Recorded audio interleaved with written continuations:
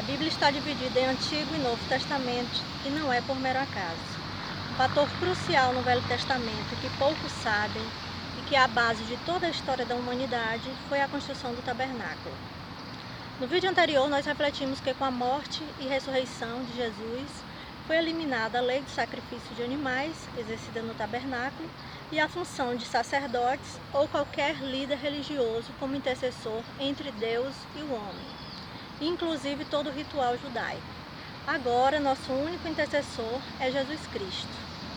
Pois bem, de acordo com o livro de Hebreus, capítulo 9, os ritos, as ofertas e os sacrifícios da primeira aliança foram abolidos porque não passavam de ordenanças da carne, baseados somente em comida, bebida e purificação religiosa, mas que tiveram validade somente até o tempo da Reforma.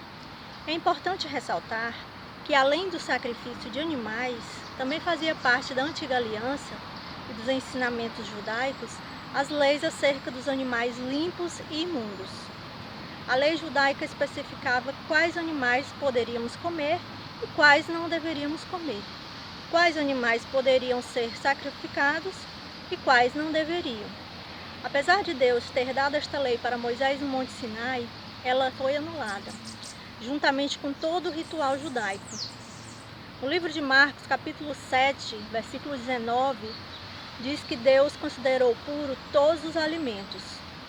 Um outro exemplo foi quando Jesus enviou 70 discípulos para cada cidade onde ele deveria ir depois de alguns dias.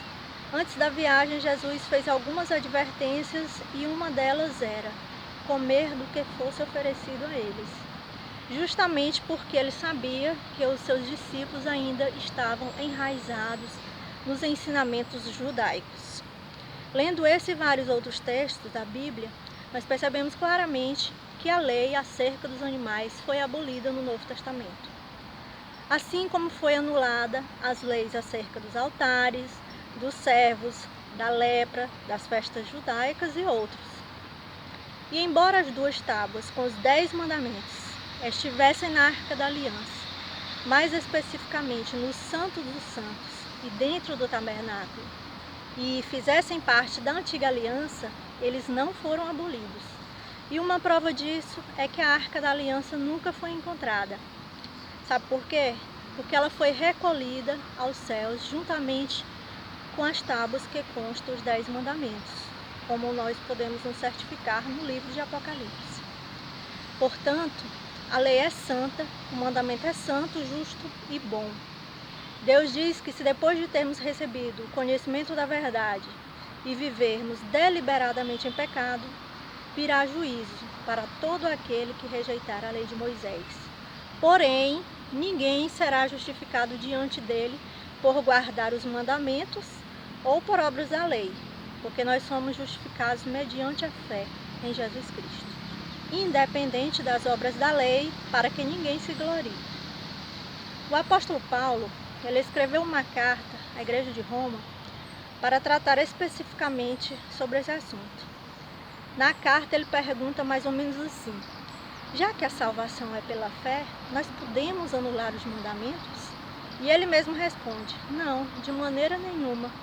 Antes confirmamos a lei. Portanto, a lei é válida.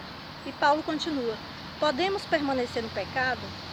De modo nenhum. Como viveremos no pecado se para ele morremos? O apóstolo Paulo apresentou ao longo de toda a epístola o propósito de Deus quando enviou seu Filho para a salvação de todo aquele que nele crê. Paulo afirma que depois que cremos em Jesus e somos batizados, o pecado já não terá mais domínio sobre nossas vidas. E você sabe por quê? Porque a partir do momento em que você crê em Jesus como o único e eterno Salvador, você recebe o Espírito Santo e suas atitudes e sua forma de pensar mudam completamente. O pecado já não tem mais domínio sobre a sua vida. Você não permanecerá nas obras da carne, mas sim nos frutos do Espírito. E o domínio próprio é um deles. É lógico que todo crente peca, mas ele não terá o pecado como prática constante em sua vida, como era antes da sua conversão. Quando nós cremos realmente em Jesus como o único e eterno Salvador, nós somos libertos do pecado e transformados em servos de Deus para a santificação. No livro de João, capítulo 14, versículo 21, diz que aquele que tem os meus mandamentos e os guarda, esse é o que me ama. Então, nós tentamos guardar os 10 mandamentos porque é um mandamento de Deus, é uma lei de Deus. E os 10 mandamentos não é um jugo pesado. Será pesado somente para aqueles que realmente não têm amor por Deus nem pelo próximo. Nós devemos guardar a lei por amor e obediência a Deus, mas não com o intuito de sermos salvos, como faziam os fariseus. Pois a salvação, como vimos, é pela fé. Eu finalizo o vídeo afirmando que a salvação é por fé, mas o julgamento é por obras, pois as obras nos acompanham. Ter fé é muito importante, mas fé sem obras é morta. Da mesma forma que obras sem fé de nada adianta. Eu quero te dizer que Deus lhe oferece 2 caminhos. O caminho da obediência ou o caminho da desobediência. O caminho que leva à vida eterna ou o caminho que leva à morte eterna. Você é quem escolhe. Eu escolho o caminho que leva à vida eterna. E você? Qual caminho você escolhe? Para quem assistiu o vídeo anterior, eu vou deixar o link abaixo na descrição do vídeo, certo? Para que vocês acessem e assistam e vejam a importância dos ensinamentos de Deus e de toda a lei judaica. Até breve. Tchau, tchau.